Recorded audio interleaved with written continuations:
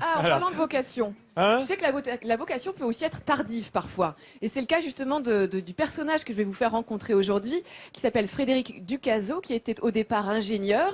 Et puis un jour, il a voulu devenir éleveur d'ânes. Pas n'importe quels ânes, hein, les ânes des Pyrénées. Alors aujourd'hui, les ânes, ça peut avoir multiples utilités. On en voit de plus en plus, aussi bien pour faire de la randonnée que pour parfois de l'éco-pâturage. Mais lui, Frédéric, son créneau, eh bien, j'ai une petite mouche qui tourne autour. Son créneau, c'est le lait d'ânesse. Arrête, Guillaume. Il s'est souvenu de Cléopâtre, qui faisait des bains de lait d'ânesse pour entretenir sa peau, sa jeunesse. 700 ânesses étaient nécessaires pour ses bains quotidiens quand même, hein, Cléopâtre. Ah oui, bah Ah oui, c'était quand des même. grosses baignoires, les jacuzzi. hein. Voilà. Alors heureusement, Frédéric n'a pas dans sa clientèle une Cléopâtre, mais en tout cas, il s'occupe de ses ânesses et tire le maximum de lait pour en faire des produits cosmétiques. Nous l'avons rencontré à la Bastide Clérance. Tiens, on va faire le tour de l'écurie pour voir juste. Allez, là. Comme chaque jour, Frédéric commence sa journée dans l'écurie avec ses ânes. C'est l'occasion pour lui de partager des instants privilégiés avec ses animaux. Alors là, on leur fait la petite toilette, on profite pour voir surtout si elles n'ont pas de problème de peau. Frédéric est un éleveur extrêmement attentif au bien-être de ses ânes. Son élevage, aujourd'hui, c'est toute sa vie. Et pourtant, il y a encore quelques années de ça, Frédéric était ingénieur et travaillait dans un bureau. En changeant de vie, il a découvert la liberté et la sérénité. Je gère mon emploi du temps comme je le souhaite.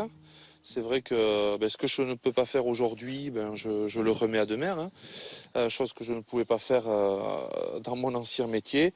Cette proximité avec l'animal qui m'apporte un bien-être, qui m'apporte un équilibre aussi dans ma vie, c'est très important. J'ai appris à découvrir l'âne. On va dire que je suis tombé amoureux de cet animal. Cette nouvelle vie n'empêche cependant pas l'accomplissement de certaines obligations.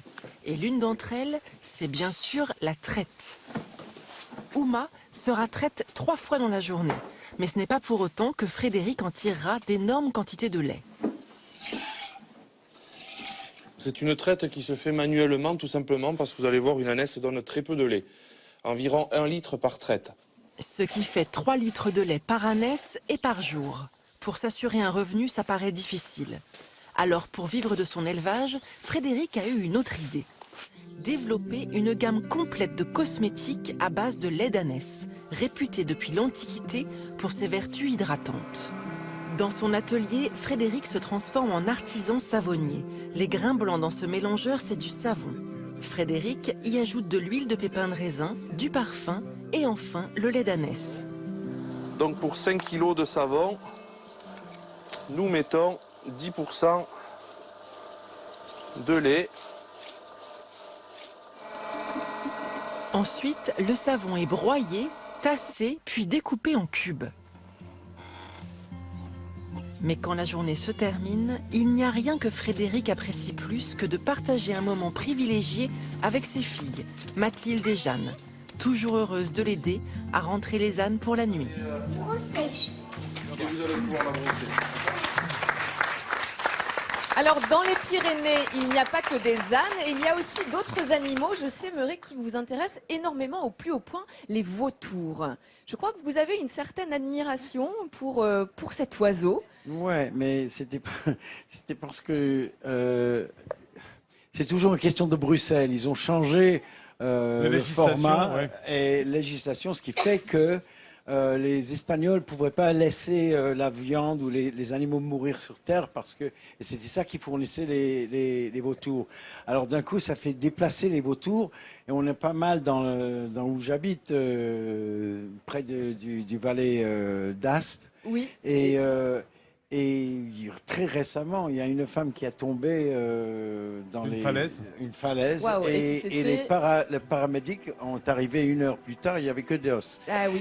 Mais Oui, oui. maintenant, grâce à ça et d'autres mouvements, maintenant on a changé le loi et maintenant les vautours peuvent manger Hélène, comme oui. avant. sont des auxiliaires de la nature importants, oui, les vautours. bien sûr. Ils Ce sont les sont nettoyeurs. Exactement. des Bah oui. purificateurs, Ouais, effectivement. Et il y a certaines ethnies, même en Himalaya et en Inde, pour lesquelles les funérailles, c'est donner le corps au vautour, parce que ça permet d'emmener l'esprit justement dans l'au-delà, en fait. Oui. Et de ne pas polluer finalement la terre, La planète, l'eau ouais. ou... Par contre, ça vaut pas la peine de les regarder en train de faire leur truc à manger. Non, Ouais, alors quand ils mangent comme ça, on appelle ça la curée. Vous savez, quand il y a une Bien dizaine, sûr. quinzaine de vautours ensemble. Et il y a 3 espèces de vautours que l'on retrouve ici dans les Pyrénées. Ouais. Le vautour fauve, qui est le plus connu. Il y a à peu près 600 couples en tout dans les Pyrénées. Le gypaète barbu et également le vautour percnoptère. Et Ce sont ce des sont grosses bêtes ou... enfin, Alors, je veux dire, le vautour fauve, oui, c'est 7-8 kilos quand même. D'accord. Donc c'est Ah un ouais. gros vautour. Belle dinde. Tandis que le vautour percnoptère, lui, c'est 2 kilos uniquement. Donc il est Ah, beaucoup d'accord, plus petit. d'accord. Et lui, à la différence des autres qui sont uniquement charognards, lui peut se nourrir aussi de petits lézards, de petits reptiles ou de choses comme ça dans la nature. Moi, je trouve que c'est un animal extrêmement intéressant, hein. Il a eu vraiment une mauvaise image ici à partir du 19e, 20e siècle. Ils ont été exterminés même à cause de cette image justement associée à la mort, alors que leur rôle de nettoyeur est indispensable dans l'écosystème. Ça évite la contagiosité de certaines carcasses, ça évite... C'est le vrai surnom, c'est les croque-morts alors pour le coup. Ce sont des croque-morts, effectivement, oui. Ouais, c'est vraiment leur Nettoie. métier, Voilà. en quelque sorte. Mais ils sont là pour nettoyer, hein, Ouais, et ouais. éviter... Comme les asticots d'ailleurs. On les aime pas non plus. Absolument, mais c'est la même fonction. Tu as bien raison de le dire.